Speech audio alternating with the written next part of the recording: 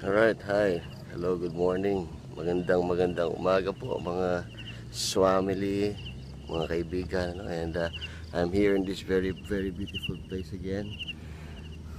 Alta Vista, Cebu. No? So it's a hill climb. And nakatapos lang po actually first part ng aking hill climb.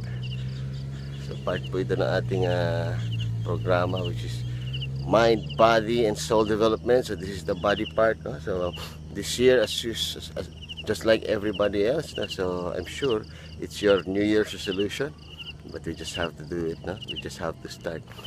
Okay, and happy New Year po sa inyo lahat. And the reason for this video, no? So I'd like to share a wisdom, no, na talagang pumasok sa isip ko today, and it's all about success. No? It's all about success. I'm sure lahat tayo this 2014 we have been dreaming of success. And you know what, yung sa napag-aralan ko, natutunan ko at naranasan ko, ang success po, you know, the most beautiful things in this world, no, the most beautiful things always nakatago. They're always hidden. So yun po ang gusto kong i-share sa inyo ngayon. No? So nakatago, it's hidden. Like yung diamond, where do you find a diamond? It's hidden on the rocks. Gold, nandun din po yan sa putik. Diyan sa yung gold po, bago nila makuha, talagang hinahanap yan. Yung pearl, nasaan ang pearl? So where do you find pearls? It's deep inside the sea, no? At napakarami pong iba. So kung titignan mo, yung pinakamagaganda mga bagay dito sa mundo, nakatago, no? So now we would like to talk about success. So sabi mo, you want to be successful. Everybody wants to be successful. Okay, and success is beautiful, no? Napakaganda po niya success. So nasaan ang success? Yan ang tanong natin. So can it be found in things na exposed? Can it be found in things na sobrang dali? O obvious, kitang-kita. Now, just like the most beautiful jewels, the most beautiful things na nakatago, success is exactly the same. It's most of the time, almost always, it's hidden. Hindi mo po yan makikita basta-basta. Alright, so most of us dreams to be successful. Okay, so if you're doing things na ginagawa ng marami, then you find them after so long of na tinatahak nila yung landas papunta doon dahil nandun daw po yung success. Then after so long, they go home, no, they get so old, they retire from what they're doing, and still they're not successful. So why are you still going that direction? Wala nga nakikita doon, because that route, no, yung way na ginagawa nila is so easy, no, and it's so obvious. Ito yung comfortable, ito yung madali.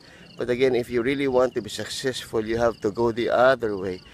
You have to keep on searching, and you have to explore the things na hindi pa talaga pinupuntahan, because success is most of the time hidden from the eyes ng mga tao na talagang ayaw mapagod, yung mga taong ayaw maghanap, no? Okay, so obvious naman from how the nature operates. Diamond, gold, pearls, no, the most expensive, the most beautiful jewels, or anything in this world na napakaganda and very valuable, they're always hidden. Alright, so ganun din po yung success. If you really want to be successful, you have to do things na hindi pa ginagawa na iba. Alright, you have to keep on searching in places na you thought madumi, you thought hindi doon, masyadong madilim. Alright, because it's always there. Success is always found by people na talaga naghahanap, no? So wow, so this year 2014, I'd like to encourage everybody to go out of your comfort zones. If you really want to be successful, it's not in places where everybody's going. Alright, you have to go the other way, no? Yeah, the road less traveled. Nandun po yun. Wala po doon sa highway, wala doon sa maraming malls, wala doon sa sobrang comfortable, sobrang easy puntahan. Wala po doon yung true success na hinahanap natin. It's always in places where not a lot of people goes. Kasi nakakatakot, kasi risky, kasi nakakapagod. Alright, yun po. So, happy New Year, and I'd like to inspire you with the words of my Lord Jesus Christ, our Lord, for the Christians listening to me. Ano ba sinabi niya sa mga naghahanap? Seek and you shall find. Okay? Knock and the door will be open to you.